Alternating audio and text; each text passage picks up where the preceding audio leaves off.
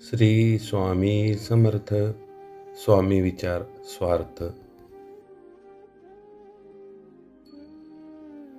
श्री स्वामी समर्थ महाराज यांचे विचार.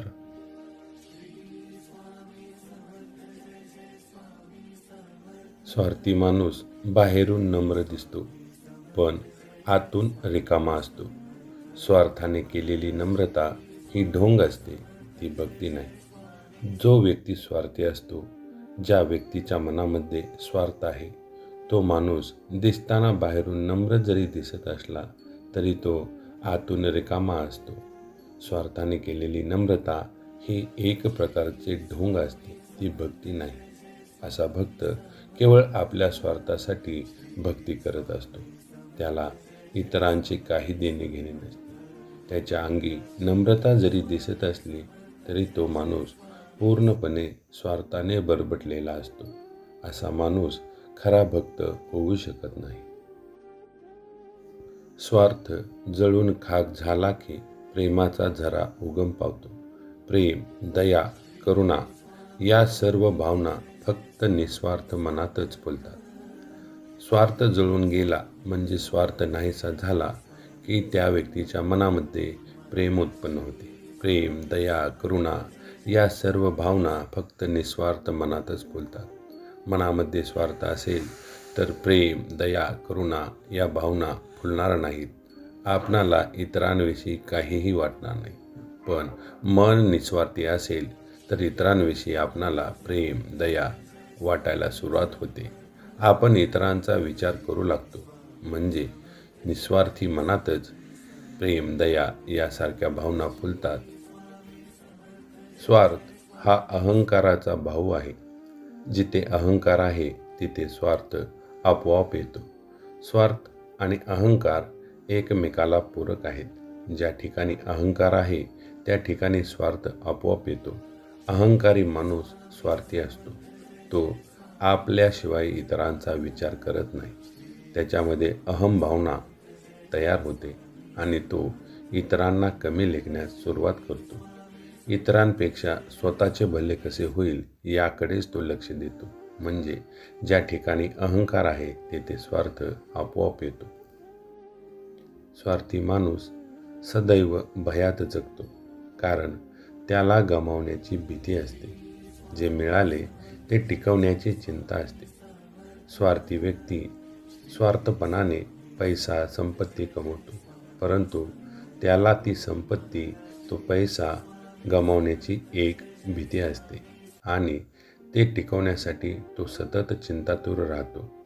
कारण त्याने स्वतःचा जीव मारून आणि स्वार्थ करून संपत्ती, पैसा मिळवलेला असतो आणि त्याला ती संपत्ती जाईल याची भीती सतत वाटत असते. त्याला ती संपत्ती टिकवण्याची सतत चिंता असते. स्वार्थाने बांधलेले संबंध क्षणभंगूर असतात, पण श्रद्धा आणि प्रेमाने जोडलेले नाते शाश्वत असते. काही व्यक्ती फक्त स्वार्थापुरते संबंध जोडतात. असे संबंध जास्त दिवस टिकत नाही. स्वार्थासाठी मैत्री करतात.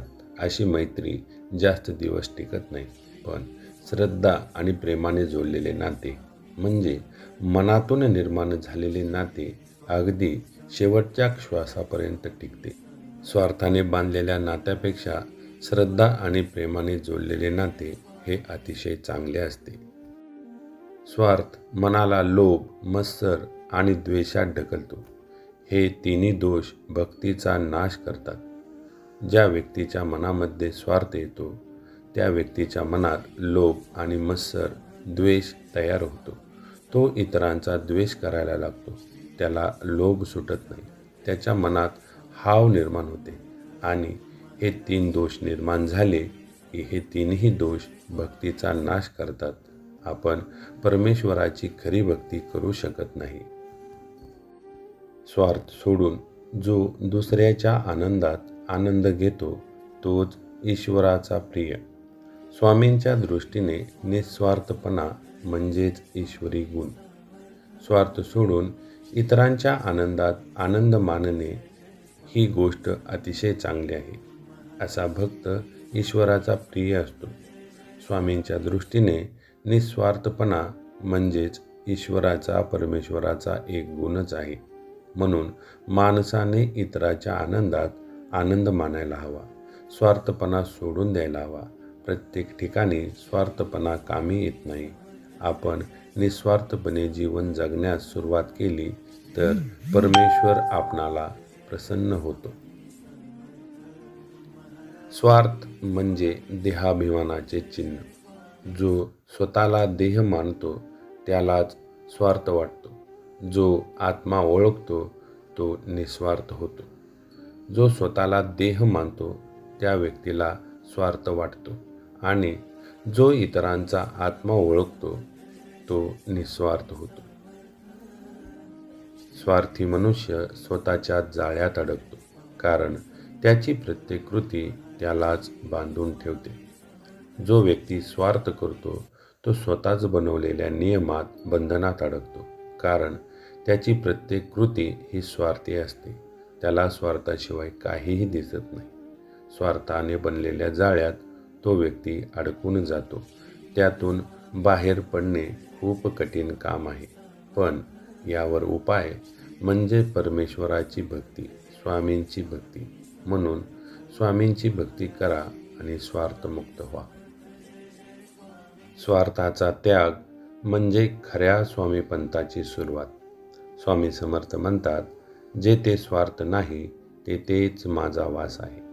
तुम्ही स्वार्थ सोडा आणि स्वामींची भक्ती करा, तुम्हाला काहीही कमी पडणार नाही.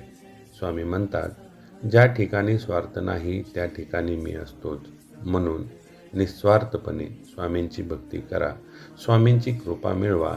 स्वामी आपल्या पाठीशी उभा राहतील. स्वामी म्हणतात, भिवू नकोस, मी तुझ्या पाठीशी आहे. श्री स्वामी समर्थ.